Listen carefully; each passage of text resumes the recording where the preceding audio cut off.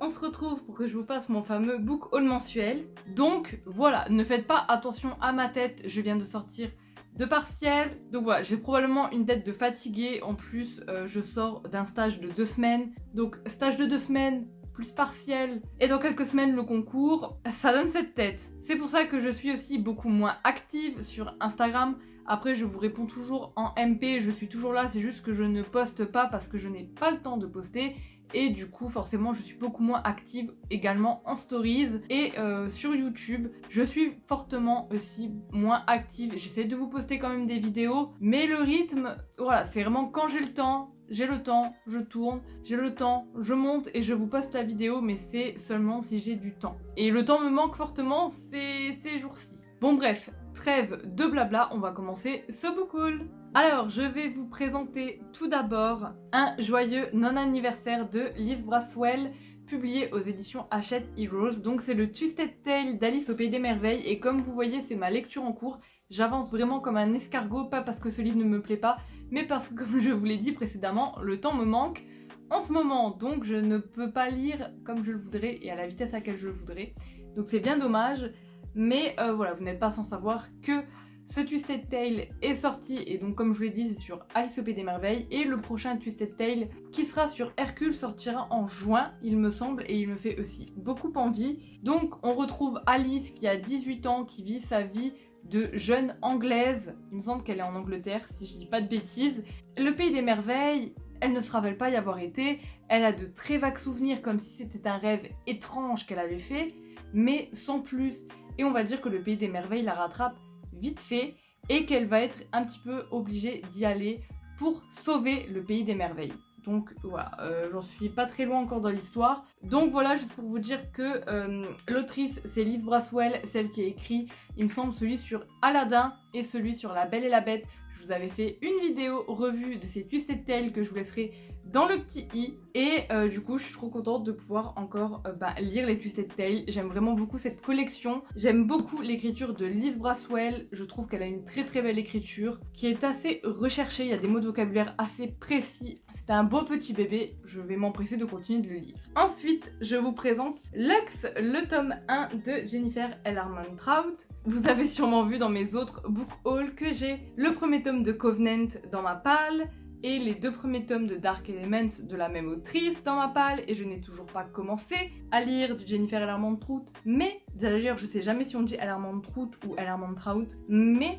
je disais que Lux ne m'intéressait pas, et bien des filles sur Booksta m'ont donné envie de lire Lux, voilà, donc comme quoi moi aussi je suis influençable, et Lux, je pense que vous connaissez tous, c'est une romance paranormale.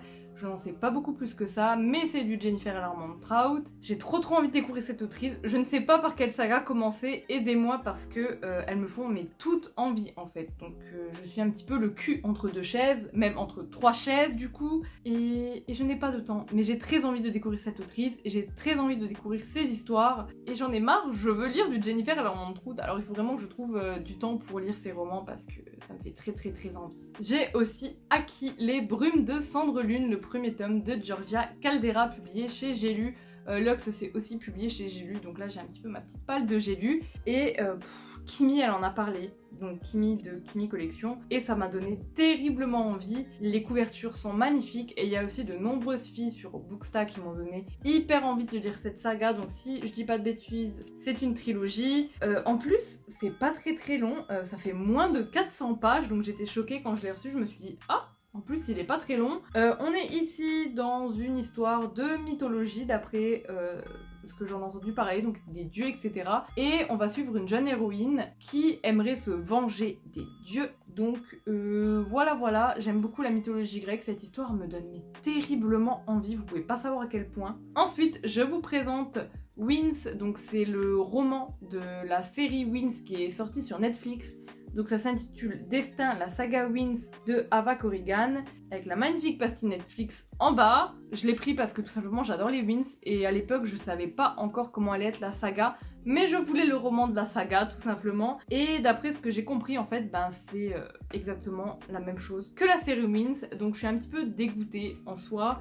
Après je peux m'en prendre qu'à moi-même puisque je l'avais précommandé. Je sais pas, j'espère qu'on en saura plus sur la psychologie des personnages et c'est pour ça que du coup je me suis penchée sur le roman à la base, donc on verra bien ce que ça donne. Voilà, j'ai pas de grosses attentes en tout cas sur ce roman. Ensuite, une autre précommande, je pense que je n'ai pas besoin de le nommer, vous l'avez vu partout, il ne fait que tourner sur Instagram, il va bientôt tourner énormément aussi sur Booktube. C'est Les Saisons de la Tempête de El Cosimano, paru chez De Saxus, donc moi je l'ai en hardback. J'adore ce format de hardback, moi j'ai pas de hardback avec jacket et j'aime bien, je trouve ça pratique et j'ai très hâte de découvrir cette histoire où il me semble que des personnes incarnent des saisons et que pour passer d'une saison à une autre, il faut tuer la saison d'avant, quelque chose comme ça. Ça me fait un petit peu penser à une sorte d'Hunger Games, sauf que vous vous en doutez, il va y avoir un petit peu, je pense, de rébellion là-dedans. Et je sais pas, ça me titille, j'ai envie d'en savoir plus. En plus, évidemment, il est magnifique, hein, c'est un de Saxus, je pense que vous l'avez vu tourner partout. Voilà, j'ai hâte de m'en faire mon propre avis, j'espère le commencer assez rapidement quand même. Donc une autre préco, c'était The Mortal Instruments, Les Dernières Heures, le tome 1, La Chaîne d'Or de Cassandra Clare. Et je l'ai précommandé, il y a un moment de ça, vraiment il y a un vrai moment, hein, je vous le dis. Et oui, je l'ai commandé, voilà, alors que je n'ai toujours pas repris ma lecture des The Mortal Instruments. Mais je pense que ça ne serait tardé, je pense que je vais me relire la saga, mais cette fois en suivant l'ordre chronologique. Donc en commençant par les origines et après, du coup en ordre chronologique, il y aura normalement 7 sagas puisque on suit les enfants, il me semble, on suit les enfants des parents que l'on retrouve dans les origines. Donc voilà, en tout cas c'est une belle bricasse, hein. De toute façon les The Mortal Instruments, ils sont tout le temps énormes à porter, à lire. C'est vraiment lourd, c'est pas très confortable. Ensuite, j'ai fini par craquer et je me suis trouvée sur Vinted le premier tome de Guy Querella en VO. Donc ici, c'est Cendrillon, il était une fangirl, le tome 1 qui a été publié chez Lumen. Je ne suis pas très fan de la couverture. Je suis déçue qu'il n'ait pas gardé la couverture en VO que je trouvais, ma foi, beaucoup plus belle. Mais bon, bref.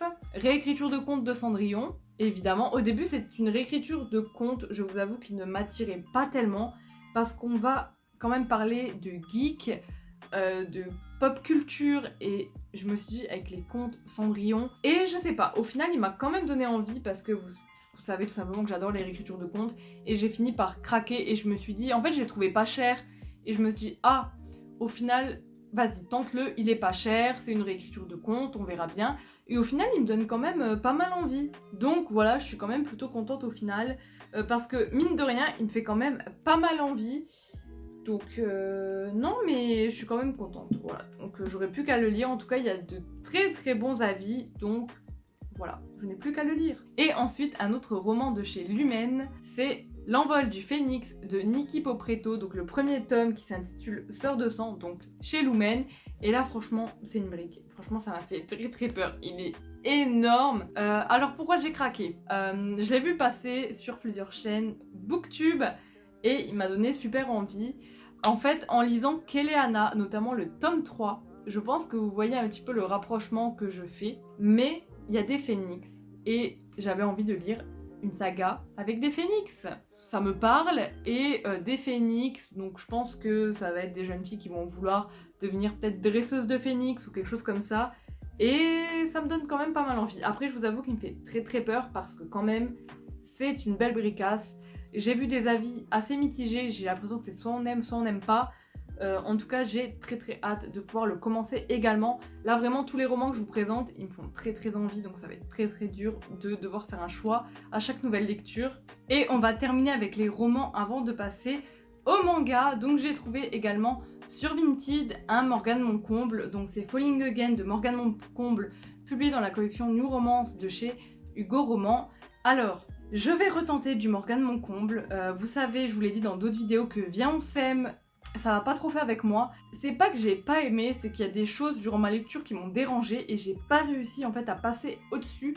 Ce qui fait que ma lecture a été un petit peu gênée par ces détails et et ça me restait en tête et j'arrivais pas à passer au-dessus. Donc, je vous l'ai également dit, une vidéo à ce sujet arrive sur la chaîne, elle est tournée, c'est juste que j'ai pas eu le temps de la monter, mais vous allez mieux comprendre mon avis dans la vidéo qui arrive, parce que j'ai vraiment l'impression d'être la seule qui n'est pas trop aimée via On s'aime. Mais voilà, il y a des choses qui m'ont fait vraiment grincer des dents, qui ne sont pas passées avec moi. Après, je ne remets pas en cause la plume de Morgane Moncomble parce que j'ai rien du tout contre sa plume, je trouve qu'elle écrit très bien, mais c'est vraiment des détails dans l'histoire qui moi m'ont dérangé. Et voilà, de toute façon ça peut pas le faire avec tout le monde. Donc je me suis dit que j'allais retenter parce qu'au final, comme je vous l'ai dit, ce n'est pas la plume qui m'a dérangé mais réellement des détails dans l'histoire. Donc je me suis dit que ça pourrait être bien. Falling Again était celui qui m'a tiré le plus parce que du coup là on est un petit peu centré sur les K-dramas, si j'ai bien compris. Ça s'inspire fortement des K-dramas, donc les K-dramas c'est des séries coréennes si je dis pas de bêtises, un petit peu fleur bleue à l'eau de rose, tout ça.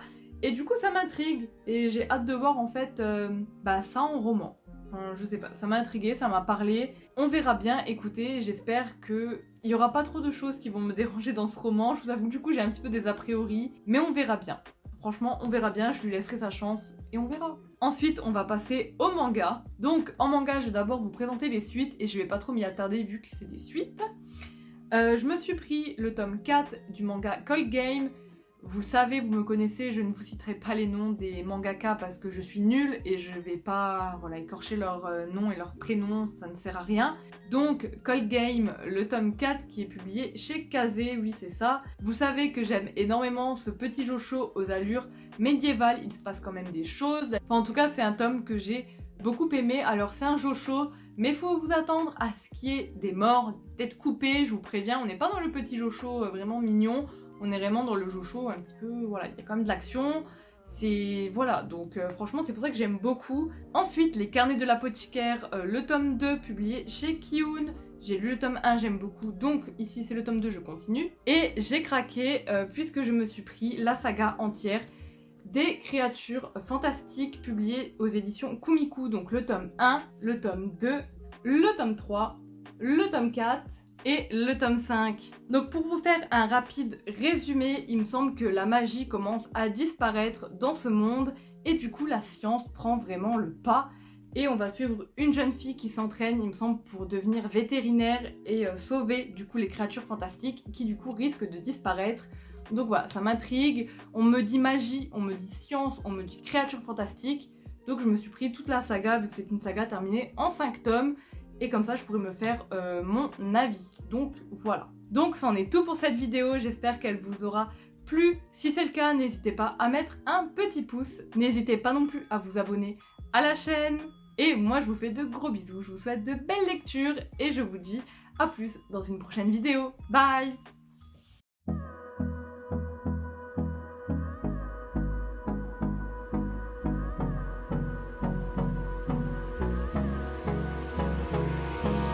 Hold me close till I get up. Time is barely on our side.